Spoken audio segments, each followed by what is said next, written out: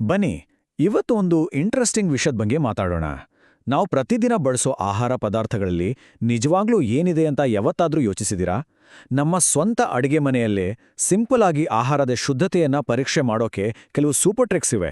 ಹಾಗಾದ್ರೆ ಬನ್ನಿ ನಮ್ಮ ಕಿಚನ್ನಲ್ಲೇ ಅಡಗಿರೋ ಆ ರಹಸ್ಯಗಳನ್ನ ಒಟ್ಟಿಗೆ ಕಂಡಿಡಿಯೋಣ. ಹೌದು, ಇದೊಂದು ಯೋಚನೆ ಮಾಡಬೇಕಾದ ಪ್ರಶ್ನೆ. ನಾವು ಕೊಂಡ್ಕೊಳ್ಳುವ ಪ್ಯಾಕೆಟ್ ಮೇಲೆ ಬರ್ದಿರೋದೇ ಒಳಗಿರುತ್ತಾ? ಅಥವಾ ನಮ್ಮ ಕಣ್ಣಿಗೆ ಕಾಣದೇ ಬೇರೆನಾದ್ರೂ ಸೇರ್ಕೊಂಡಿದ್ಯಾ? ಈ ಒಂದು ಸಣ್ಣ ಅವಲೋಕನ ನಮ್ಮ ಅಡಿಗೆ ಮನೆಯ ಕಪಾಟ್ನಲ್ಲಿರೋ ಸತ್ಯ ಏನು ಅಂತ ತಿಳ್ಕೊಳ್ಳೋಕೆ ಸಹಾಯ ಮಾಡುತ್ತೆ. ನಿಮ್ಮ ಅಡಿಗೆ ಮನೆಯ ರಹಸ್ಯಗಳು ನೋಡಿ. ನಾವು ಅಂಗಡಿಯಿಂದ ತರುವ ಪ್ರತಿಯೊಂದು ಪದಾರ್ಥನೂ ಪಕ್ಕಾ ಶುದ್ಧವಾಗಿದೆ ಅಂತ ನಂಬಿರ್ತೀವಿ. ಆದ್ರೆ ಲೇಬಲ್ ಮೇಲೆ ಕಾಣೋದೇ ನಿಜವಾದ ಸತ್ಯನಾ? ಕೆಲವೊಮ್ಮೆ ಪ್ಯಾಕೆಟ್ ಒಳಗಿನ ಕಥೆನೇ ಬೇರೆ ಆಗಿರೋ ಸಾಧ್ಯತೆ ಇರುತ್ತೆ. ನಾವು ಮಾತಾಡೋಕ್ ಹೊರಟಿರೋ ಸಮಸ್ಯೆಯ ಮೂಲನೇ ಇದು. ಆಹಾರ ಕಲಬೆರಕೆ ಅಂದ್ರೆ ಆಹಾರದ ಗುಣಮಟ್ಟವನ್ನ ಬೇಕಂತಲೇ ಕಡಿಮೆ ಮಾಡೋದು. ಇದು ಕೇವಲ ಮೋಸ ಅಷ್ಟೇ ಅಲ್ಲ, ನಮ್ಮ ಆರೋಗ್ಯದ ಮೇಲೂ ನೇರ ಪರಿಣಾಮ ಬೀರ್ಬೋದು. ಆದ್ರೆ ಒಳ್ಳೆ ಸುದ್ದಿ ಏನಂದ್ರೆ ಇದನ್ನ ಕಂಡುಹಿಡಿಯೋ ಶಕ್ತಿ ನಮ್ಮ ಕೈಯಲ್ಲೇ ಇದೆ. ಆಹಾರ ಪತ್ತೆದಾರರ ಕೈಪಿಡಿ. ಹಾಗಾದರೆ ಈ ಕಲಬೆರಕೆಯನ್ನ ಪತ್ತೆ ಹಚ್ಚೋದು ಹೇಗೆ? ಅದಕ್ಕಾಗಿಯೇ ನಮ್ಮ ಹತ್ರ ಒಂದು ಅದ್ಭುತವಾದ ಸಾಧನವಿದೆ. ನಮ್ಮೆಲ್ಲರನ್ನೂ ಆಹಾರ ಪತ್ತೆದಾರರನ್ನಾಗಿ ಮಾಡುವ ಒಂದು ವಿಶೇಷ ಕೈಪಿಡಿ. ಇದನ್ನ ಕೇವಲ ಒಂದು ಸರ್ಕಾರಿ ಡಾಕ್ಯುಮೆಂಟ್ ಅನ್ಕೋಬೇಡಿ. ಇದು ಸರಳ ಮತ್ತು ಬೇಗನೆ ಮಾಡಬಹುದಾದ ಪರೀಕ್ಷೆಗಳಿಂದ ತುಂಬಿರೋ ಒಂದು ಪತ್ತೆದಾರರ ಗೈಡ್. ಇದು ನಮ್ಮ ಮನೆಯಲ್ಲೇ ಆಹಾರದ ಕ್ವಾಲಿಟಿಯನ್ನ ಚೆಕ್ ಮಾಡಕ್ಕೆ ನಮ್ಗೆ ಪವರ್ ಕೊಡುತ್ತೆ. ಈ ಪರೀಕ್ಷೆಗಳಲ್ಲೇ ಬೆಸ್ಟ್ ಪಾರ್ಟ್ ಏನಂದ್ರೆ ಇದನ್ನ ಯಾರು ಬೇಕಾದ್ರೂ ಮಾಡ್ಬೋದು. ಇದಕ್ಕೆ ಯಾವುದೇ ದೊಡ್ಡ ಲ್ಯಾಬ್ ಅಥವಾ ದುಬಾರಿ ಉಪಕರಣಗಳು ಬೇಕಾಗಿಲ್ಲ. ನಮ್ಮ ಅಡುಗೆ ಮನೆಯಲ್ಲಿರೋ ವಸ್ತುಗಳು ಜೊತೆಗೆ ಸ್ವಲ್ಪ ಕ್ಯೂರಿಯಾಸಿಟಿ ಅಷ್ಟಿದ್ರೆ ಸಾಕು. ನಿಮ್ಮ ದಿನಸಿ ವಸ್ತುಗಳನ್ನ ಪರಿಶೀಲಿಸೋದು. ಸರಿ, ಹಾಗಿದ್ರೆ ನಮ್ಮ ಡಿಟೆಕ್ಟಿವ್ ಕೆಲ್ಸ ಶುರು ಮಾಡೋಣ ಅಲ್ವಾ? ಪ್ರತಿಯೊಬ್ಬರ ಮನೆಯಲ್ಲೂ ಇದ್ದೇ ಇರೋ ಹಾಲು, ತುಪ್ಪ ಮತ್ತೆ ಸಕ್ಕರೆಯಂತಹ ಸಾಮಾನ್ಯ ವಸ್ತುಗಳಿಂದಲೇ ಶುರು ಮಾಡೋಣ ಬನ್ನಿ. ಇದು ತುಂಬಾ ಜನರಿಗೆ ಬರುವೊಂದು ಕಾಮನ್ ಡೌಟ್. ನಾವು ತರೋ ಹಾಲಲ್ಲಿ ನೀರು ಬೆರ್ತಿದೆಯಾ ಇಲ್ವಾ ಅಂತ ತಿಳ್ಕೊಳ್ಳೋದು ಹೇಗೆ? ಉತ್ತರ ತುಂಬಾನೇ ಸಿಂಪಲ್. ಇದನ್ನ ಟೆಸ್ಟ್ ಮಾಡೋದಿದೆಯಲ್ಲ, ಸಿಕ್ಕಾಪಟ್ಟೆ ಸುಲಭ.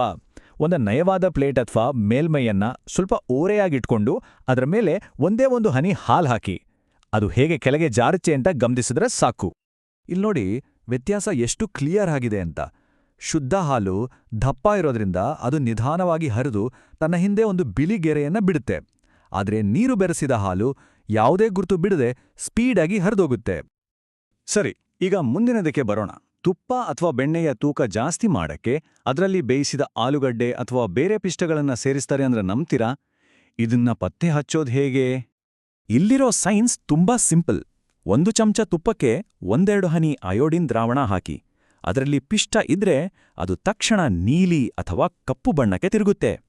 ಶುದ್ಧ ತುಪ್ಪದಲ್ಲಿ ಯಾವುದೇ ಬಣ್ಣ ಬದಲಾಗಲ್ಲ. ಇದು ಅಷ್ಟು ನಿಖರವಾದ ಫಲಿತಾಂಶವನ್ನ ಕೊಡುತ್ತೆ. ಇನ್ನೊಂದು ಆಶ್ಚರ್ಯಕರ ಪ್ರಶ್ನೆ. ಸಕ್ಕರೆ ದಿನಾ ಬಳಸೋ ಪದಾರ್ಥ. ಅದು ತೆಳ್ಳಗೆ ಹೊಳೆಯುವ ಹಾಗೆ ಕಾಣ್ಲಿ ಅಂತ ಅದಕ್ಕೆ ಸೀಮೆಸುಣ್ಣದ ಪುಡಿ ಅಂದ್ರೆ ಚಾಕ್ ಪೌಡರ್ ಸೇರಿಸೋ ಸಾಧ್ಯತೆ ಇರುತ್ತೆ. ಇದು ನಂಬೋಕೆ ಕಷ್ಟ ಅನಿಸಿದ್ರೂ ಇದನ್ನು ಪರೀಕ್ಷಿಸೋದು ತುಂಬಾ ಸುಲಭ. ಇದರ ರಿಸಲ್ಟ್ ಕಣ್ಣಾರೆ ನೋಡಬಹುದು. 1 ಗ್ಲಾಸ್ ನೀರಿಗೆ ಸಕ್ಕರೆ ಹಾಕಿ ಕರಗಿಸಿ. ಶುದ್ಧ ಸಕ್ಕರೆ ಸಂಪೂರ್ಣವಾಗಿ ಕರಗೋಗುತ್ತೆ. ಆದರೆ ಚಾಕ್ ಪೌಡರ್ ಇದ್ರೆ ಅದು ಕರಗದೆ ಗ್ಲಾಸ್ನ ತಳದಲ್ಲಿ ಬಿಳಿಯಾಗಿ ಉಳಿದುಕೊಡುತ್ತೆ. ಇದು ಕಲಬೆರಕೆಯ ಸ್ಪಷ್ಟ ಸಾಕ್ಷಿ. ಮಸಾಲೆಗಳ ರಹಸ್ಯಗಳನ್ನ ಬಯಲು ಮಾಡೋದು. ಇಲ್ಲಿವರೆಗೆ ದಿನಸಿ ಸಾಮಾನುಗಳನ್ನ ನೋಡಿದ್ವಿ. ಈಗ ನಮ್ಮ ಅಡಿಗೆಯ ಜೀವಾಳ ಅಂದ್ರೆ ಮಸಾಲೆ ಪದಾರ್ಥಗಳ ಕಡೆಗೆ ಬರೋಣ.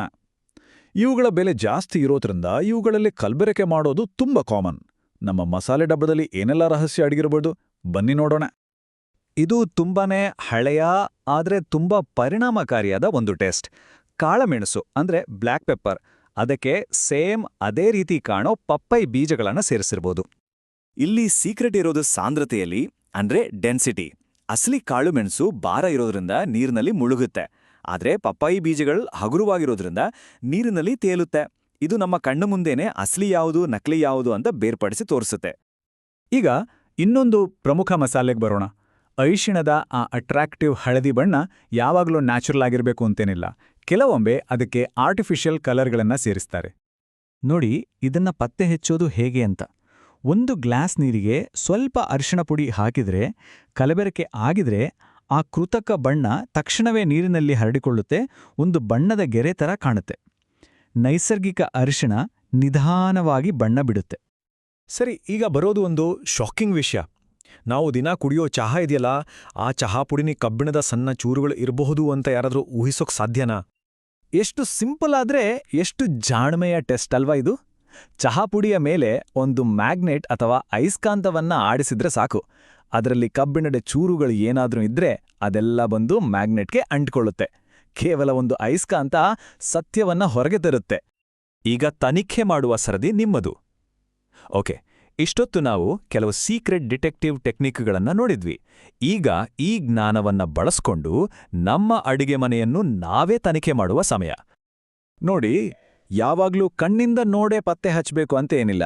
ನಮ್ಮ ಮೂಗು, ಕೈಗಳು ಅಂದ್ರೆ ನಮ್ಮ ಬೇರೆ ಇಂದ್ರಿಯಗಳು ಕೂಡ ದೊಡ್ಡ ಡಿಟೆಕ್ಟಿವ್ಗಳೇ. ಈ ಚಾರ್ಟ್ನಲ್ಲಿ ತೋರಿಸಿದ ಹಾಗೆ ಕೆಲವೊಮ್ಮೆ ಮುಟ್ಟಿ ನೋಡೋ ಮೂಲಕ ಅಥವಾ ವಾಸನೆ ಹಿಡಿಯೋ ಮೂಲಕ ಕೂಡ ಕಲಬೆರಕೆಯನ್ನ ಗುರುತಿಸಬಹುದು. ಹಾಗಾದ್ರೆ ಈ ವಿಶ್ಲೇಷಣೆಯನ್ನ ಒಂದು ಸಣ್ಣ ಚಾಲೆಂಜ್ ಜೊತೆ ಮುಗಿಸೋಣ. ಇಂದು ನಾವು ಕಲಿತ ಈ ಸರಳ ಪರೀಕ್ಷೆಗಳನ್ನು ಬಳಸ್ಕೊಂಡು ನಿಮ್ಮ ಅಡುಗೆ ಮನೆಯಲ್ಲಿ ಅಡಗಿರೋ ಮೊದಲ ರಹಸ್ಯ ಯಾವುದು? ಇನ್ಯಾಕೆ ತಡ, ಹೋಗಿ ಪತ್ತೆ ಹಚ್ಚಿ.